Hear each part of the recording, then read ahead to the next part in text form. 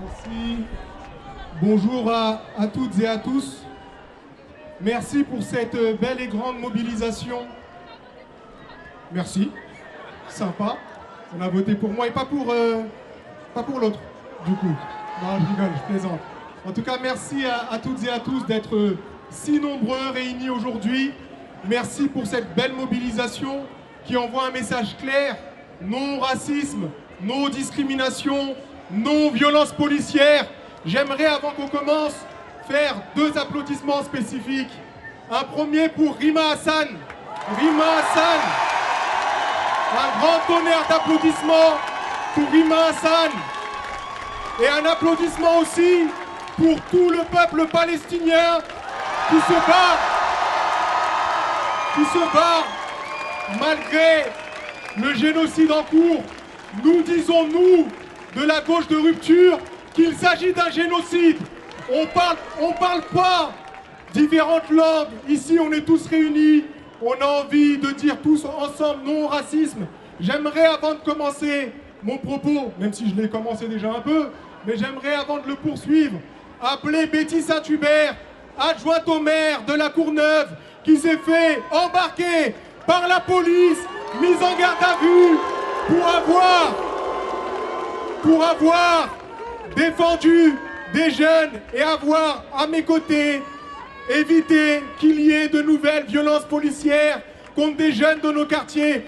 Oui, les jeunes noirs, arabes, indo-pakistanais, asiatiques et autres ont 20 fois plus de chances, même pas de chance, 20 fois plus de risques de se faire contrôler par la police. Et on le sait, les violences policières commencent à ce moment-là. Donc un tonnerre d'applaudissements pour Betty qui a passé 6 heures de garde à vue pour éviter que des jeunes se fassent embarquer par la police et encore une fois violenter.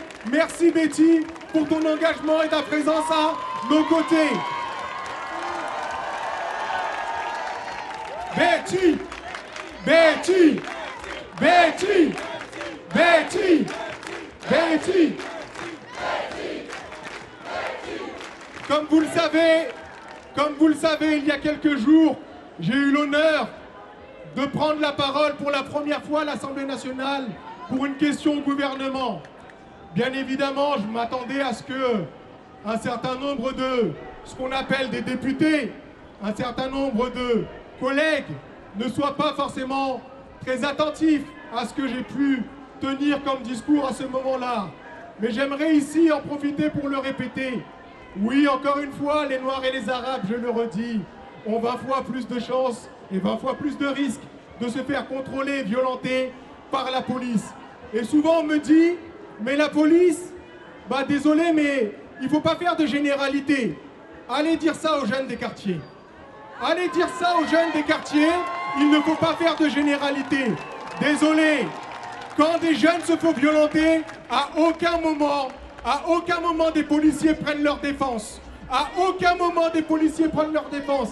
Et moi, je suis pour une police républicaine et c'est ce que j'allais dire avant qu'on me coupe le micro lors de ma QAG.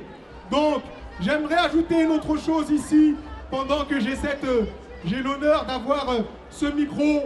J'aimerais envoyer un message à l'ensemble de la population, notamment qui a fait le choix et qui ont fait le choix à l'ensemble de nos compatriotes de confession musulmane. À eux, et notamment à elles, je vous le dis très clairement, n'ayez pas peur, n'ayez pas honte de votre religion. Exprimez-vous, exprimez-vous, exprimez, portez fièrement vos valeurs. Vous avez le droit de croire, vous avez le droit de ne pas croire, vous avez le droit de mettre un foulard, vous avez le droit de ne pas mettre de foulard, mais personne n'a le droit de vous dire de quoi mettre ou de quoi enlever. Donc je le dis encore une fois à la population, notamment discriminée de ce pays, et particulièrement à cause de l'islamophobie institutionnelle, et je le redis, l'islamophobie institutionnelle, à toutes les musulmanes de ce pays, portez votre voile. Si vous faites le choix de le porter, portez-le fièrement. Portez-le fièrement, et je le redis encore, portez-le fièrement. Enfin, je terminerai mon propos par remercier la seule force, le seul mouvement national qui n'a pas hésité une seule fois avant de porter ce combat contre les violences policières, pour la souveraineté du peuple palestinien, pour les gens des quartiers populaires. Ce mouvement-là, c'est celui de la France insoumise. Et nous devons le préserver, le porter et nous battre autour de ce mouvement-là. Et je vous le dis à toutes et à tous, battons-nous autour de la France insoumise. Rejoignez les rangs, battons-nous au niveau national, partout où c'est possible, et faisons gagner la justice sociale et luttons toutes et tous efficacement contre l'extrême droite et toutes ses variantes. Et un dernier mot quand même au peuple de gauche. Un dernier mot au peuple de gauche. Quand on se fait à ce point vilipender, harceler, discriminer, désolé mais je n'entends que la France insoumise parler. Et ça c'est un problème.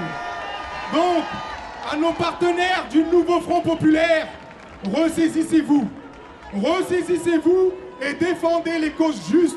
Et défendez les causes justes. Et je terminerai simplement par dire à toutes les familles endeuillées en lieu et en cause des violences policières, à la famille d'Adama Traoré, à la famille de Naël Merzouk, à la famille de Amel Bentoussi, à la famille de Wanis, de Ali Hussein Kamara, de Cédric Choubia et de toutes celles et ceux qui, meurtris par les violences policières, sachez que nous sommes avec vous et nous ne lâcherons rien du combat juste et de la justice sociale que nous menons. Merci à toutes et à tous encore une fois. Et encore une fois, on lâche rien.